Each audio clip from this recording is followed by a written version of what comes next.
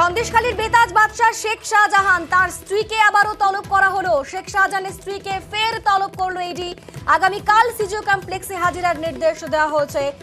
শেখ শাহজাহানের স্ত্রীকে আবারও তলব করলো ইডি। আমাদের সঙ্গে সরাসরি রয়েছেন প্রতিনিধি অর্পিতা। অর্পিতা, গতকালকেও তলব করা হয়েছিল তাকে, আবার আগামীকাল তলব করা হলো, এবার কোন মামলায়?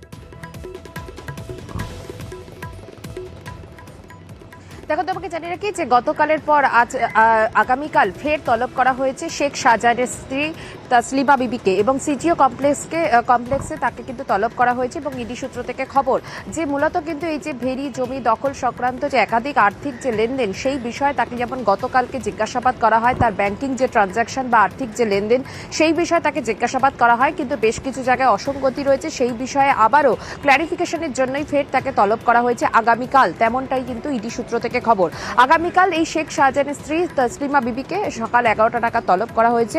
এবং পাশাপাশি তোমাকে জানিয়ে রাখি যে এই ঘটনাতে আরও একজনকে তলব করা হয়েছে, শেখ শাহজাহানের যিনি কিনা ব্যবসায়িক সহযোগী, তাকেও তলব করা হয়েছে। মূলত কিন্তু এই শেখ শাহজাহানের থেকে সে মাছ কিনত এবং তিনি হলো ভুয়ো মাছ ভেন্ডার ব্যবসায়ী, তেমনটাই কিন্তু জানা যাচ্ছে। এবং সেক্ষেত্রে এই হাসান রশিদকে আজকে তলব করা হয়েছে, অর্থাৎ শেখ শাহজাহানের এই ব্যবসায়িক যে সহযোগী তাকে আজকে তলব করা হয়েছে এবং শেখ শাহজাহানের স্ত্রীকে আগামীকাল সিজিও কমপ্লেক্সে তলব করা হয়েছে। দুজনেরই বয়ান কিন্তু রেকর্ড করা হবে।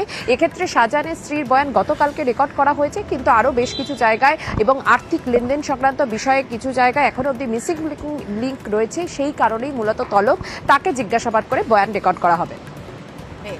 জমি দখল মামলায় শাহজাহানের স্ত্রীকে আবারও তলব করা হলো। আগামীকাল সিজিও কমপ্লেক্সে হাজিরার নির্দেশ দেওয়া হচ্ছে।